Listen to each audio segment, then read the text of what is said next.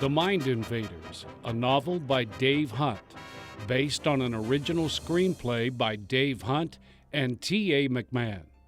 Read by T.A. McMahon. A note from the author.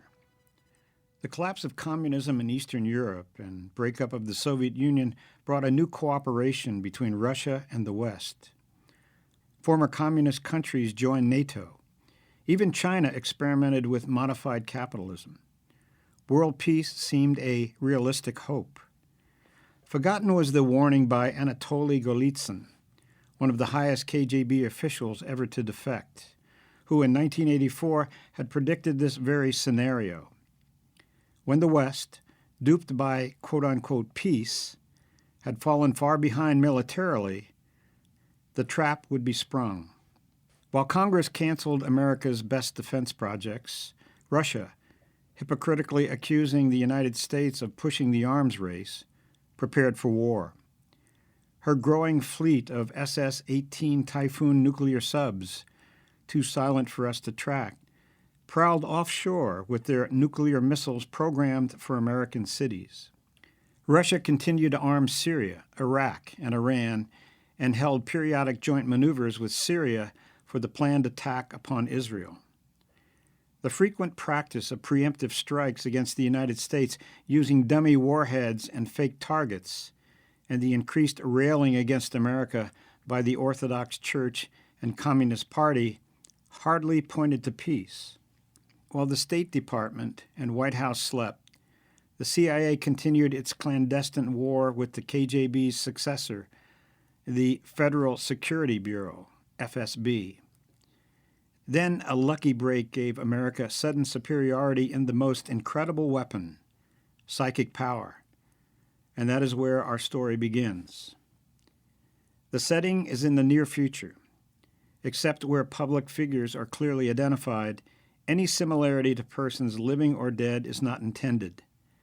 Similarity to future events is. It could happen soon. Chapter 1, Contact. You're nearing Omega. Steady now. Let yourself go. We're taking you deeper, deeper.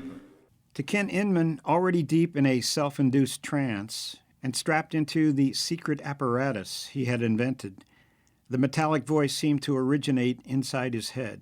Transmuted by electronics from Ken's brainwaves into an amplifier, the robotic voice seemed to come across vast distances of space and time.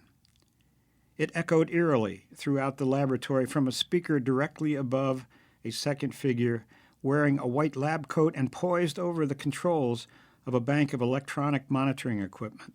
Beneath the thinning gray hair, there were beads of perspiration on the man's broad, high forehead, and the owlish look behind the steel-rimmed glasses betrayed signs of growing nervous excitement. 18 years before, while still in his mid-teens, Ken Inman had graduated summa cum laude from Stanford University. A child prodigy in math, he'd gone on to earn, at age 19, a double Ph.D. at Stanford in both electrical engineering and computer science, a feat unprecedented and unlikely ever to be duplicated. After establishing his own highly successful computer software company, which he still managed, Ken had branched out into psychic research. It was a decision that greatly disappointed some of his former professors, but one that Ken had not made lightly. He convincingly argued with his critics that parapsychology offered more potential for benefit to mankind than any other held. Not a hint, however, did he ever drop of the secret research that had begun to obsess and finally possess him. The search for psychic contact with highly evolved, non-physical intelligences. After 5 intensive and solitary years of work on the project, Inman had brought in his close friend, brilliant and pugnacious Stanford University professor of psychology, Frank Layton. Together they had experimented tirelessly in the pursuit of something they were both convinced was bigger than the A-bomb, the law of gravity, and the theory of relativity rolled into one. And now, at last, contact had apparently been made. We are the 9. Trust us. We received your Voyager message. We've come to help. The alien voice sounded soothing and hypnotic. Though in a carefully controlled, altered state of consciousness, Inman felt a sense of exhilaration. The Voyager message? Incredible. So they're out there. The thoughts raced by in rapid succession as he felt himself being drawn into a vortex of magnetic consciousness, such as he had never imagined existed. Breathing heavily and fighting to control the tremor in his fingers, Frank Layton darted probing glances at the deeply tranced figure before him. The massive reclining chair into which Ken was strapped was completely covered by a thick plexiglass pyramid reaching almost to the laboratory's high ceiling. A maze of wires led from a close-fitting plastic helmet on Ken's head and from numerous positions on his body to an imposing array of electronic wizardry directly beside him. From there, 2 large computer cables fed into the monitoring equipment located outside the pyramid.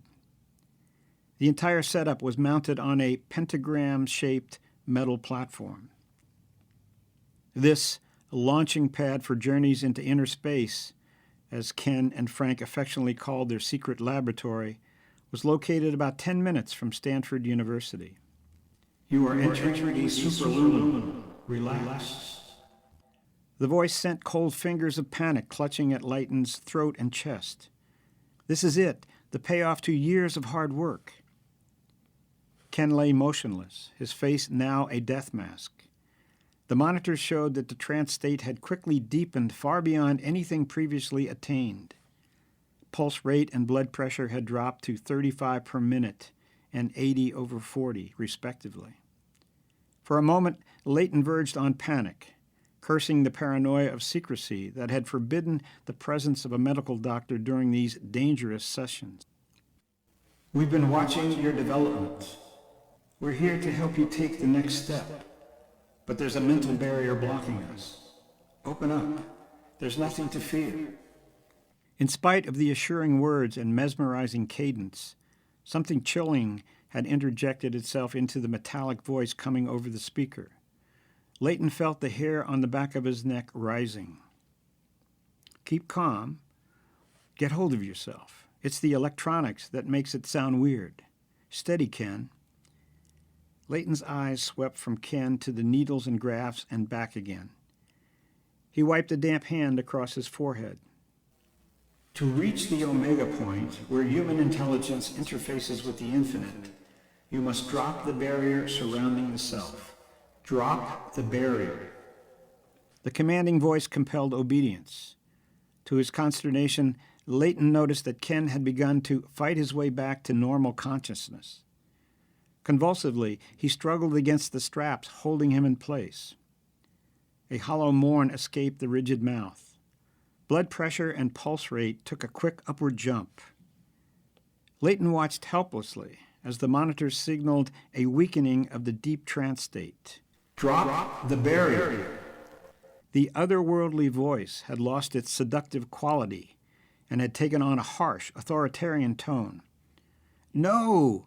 The cry erupting from Ken's throat sounded more animal than human. He was fighting his restraints desperately now, like a drowning man trying to come up for air. You must open yourself. Drop the barrier. The barrier. The voice was louder, more insistent, but disjointed, as though the connection were being maintained with great difficulty. No! A terrifying scream ripped the air. Oh, God, no! The bank of monitoring needles fluctuated madly for a few seconds, then began a steady ascent back to normal and beyond. Cursing under his breath, Layton pushed a button and the plexiglass pyramid began to tilt in a smooth motion over onto its side and away from him.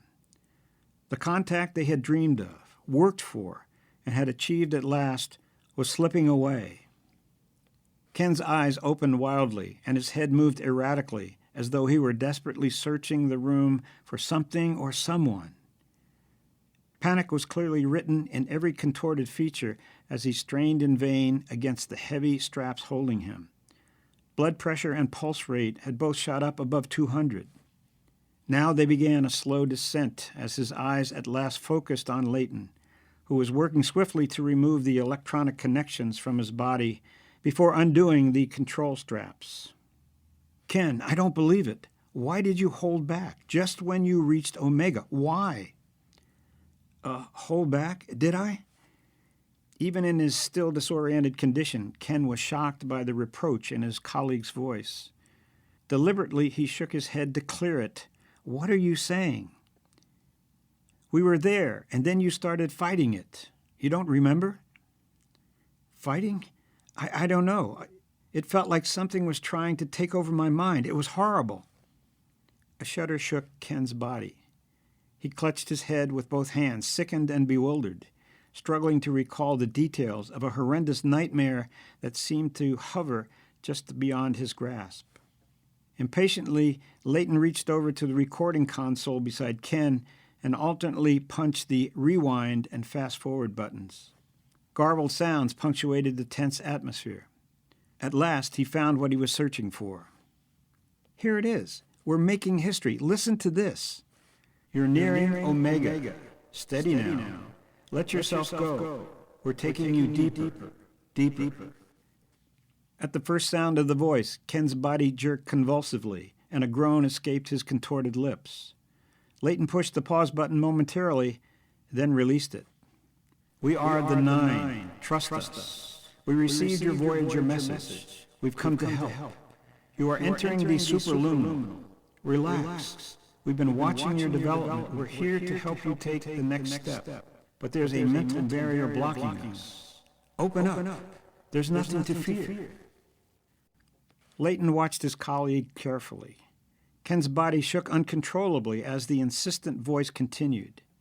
To reach the Omega point where human intelligence interfaces with the infinite, you must drop the barrier surrounding the self.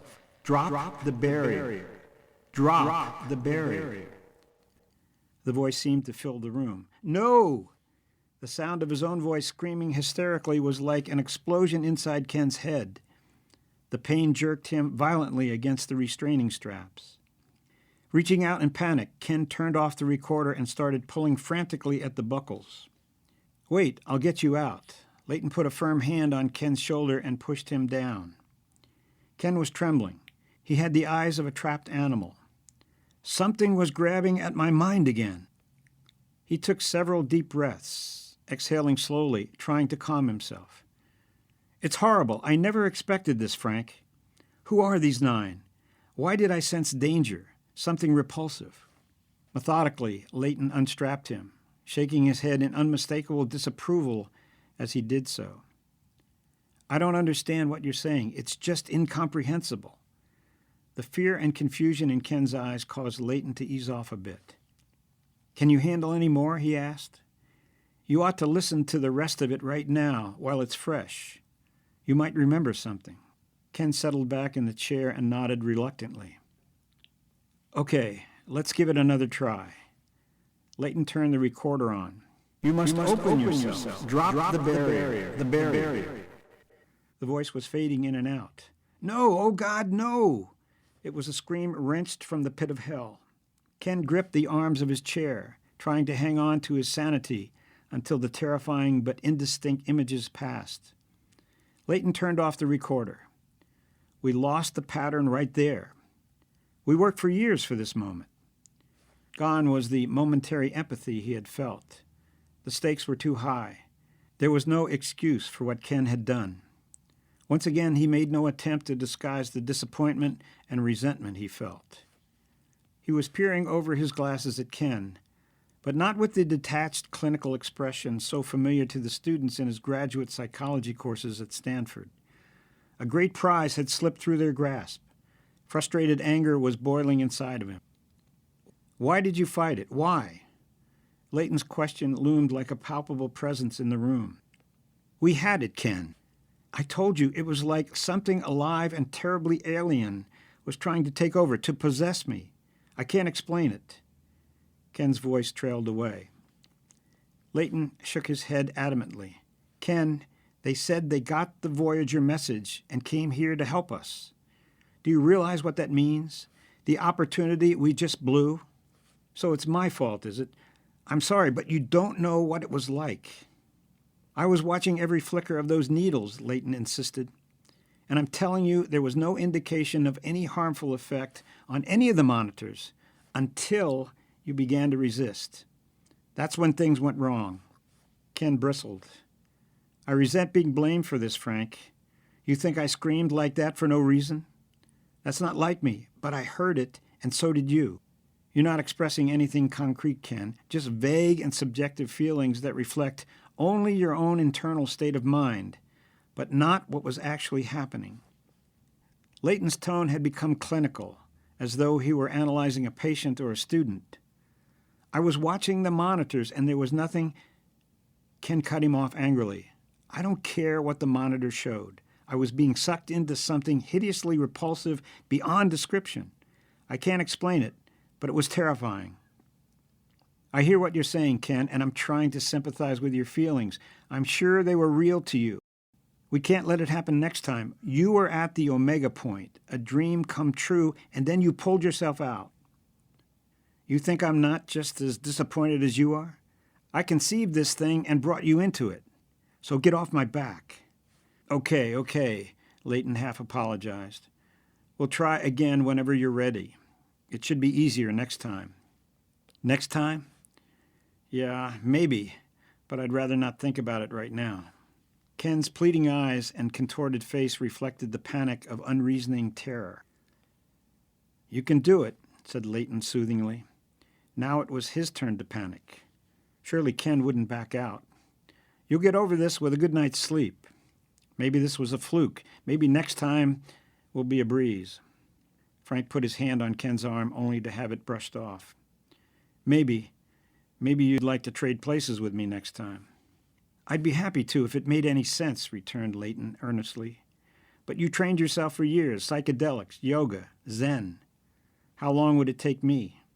Come on, Ken, I've never known you to be a quitter. Get off my case, will you? I'll try again, of course I will. But I need some time. Ken stood resolutely to his feet, his tall, athletic frame towering over his companion. They were quite a contrast. Leighton obviously liked his liquor and rich foods too much. I've got to get out of here, muttered Ken, as much to himself as to Leighton. He shook his head again, then held it in both hands. Wincing at the pain and confusion, still shaking his head, he staggered out the laboratory door and slammed it behind him. Leighton made a few hesitant steps to follow, then stopped. He stood still, the sound of the slamming door echoing in his memory. Caught up in a whirlwind of conflicting thoughts, he surveyed the lab that Ken's genius and perseverance had built. It had become his own magnificent obsession as well. We made contact. The thought brought a fierce exhilaration. He went quickly to a phone on a nearby desk and punched a number that he never called except from locations where it couldn't be traced to him. The phone rang and rang. Finally, an efficient female voice on the other end answered, CIA. Leighton cleared his throat. Hawkins, please. Who shall I tell him is calling? Tell him it's Herbert George Wells, with the big news he's been waiting for.